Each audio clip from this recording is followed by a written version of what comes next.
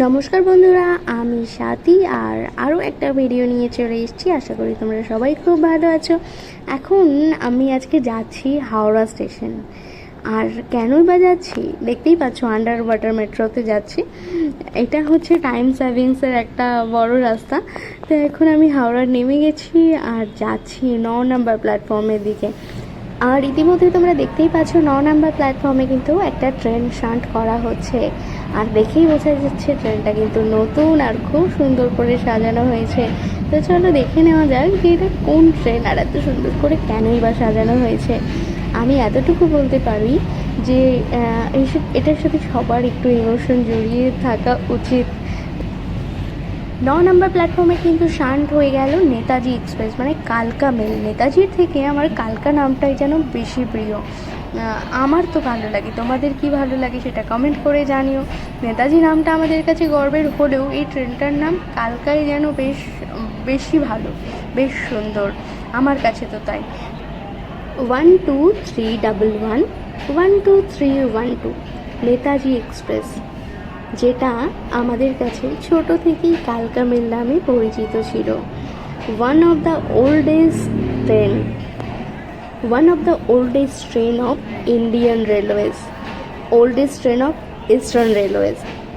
এই ট্রেনটা 160 বছর পূর্ণ করে ফেললো। অ্যাকচুয়ালি 160 রানিং, 159 বছর পূর্ণ করে ফেলেছে এই জুলাই মাসের 1 তারিখে। ট্রেনটা প্রথমবার চলেছিল 1866 সালে, 1866 ফার্স্ট জুলাই। তো এই মানে এত একটা পুরনো ট্রেন, আমাদের ইস্টার্ন রেলওয়েজের ভালো লাগার ব্যাপার তো অবশ্যই আছে। 1850 সালে ব্রিটিশ গভর্নমেন্ট ডিসাইড করলো যে রাজধানী কলকাতা থেকে সিমলাতে স্থানান্তরিত হবে শুধুমাত্র গরমের সময়টুকু, যাতে এই কলকাতার গরম ব্রিটিশ অফিসিয়াল এবং তাদের ফ্যামিলিদের সহ্য করতে না হয়। সেই সিদ্ধান্ত কার্যকর হলো এবং প্রায় 15 থেকে 16 বছর পরে সিদ্ধান্ত নেওয়া হলো যোগাযোগের সুবিধার্থে একটি ট্রেন চালানো হবে। ট্রেন চলল হাওড়া থেকে দিল্লি অবধি। নাম ছিল তার ইস্ট ইন্ডিয়ান রেলওয়ে মেল। একটি চলল আপে এবং একটি ডাউনে। এই ট্রেনটা বেশ কিছু বছর হাওড়া থেকে দিল্লি অবধি চলার পর আম্বালা কালকা রেলওয়ে লাইনের উদ্বোধন হলো এবং 1891 সালে এই ইস্ট ইন্ডিয়ান রেলওয়ে মেলকে এক্সটেন্ড করা হলো কালকা অবধি। আর এই ট্রেনে করেই আমাদের ফ্রিডম ফাইটার নেতাজি সুভাষচন্দ্র বোস ব্রিটিশদের হাত থেকে পালিয়ে পেশোয়ার যাওয়ার জন্য এই ট্রেনটা ধরেছিলেন। সেই ডেটটা ছিল 1941 সালের 17 জানুয়ারি। এই ট্রেনের গতিপথ ওয়েস্ট বেঙ্গল, ঝাড়খণ্ড, বিহার, উত্তরপ্রদেশ, দিল্লি, পাঞ্জাব এবং হরিয়ানার ওপর দিয়ে গেছে।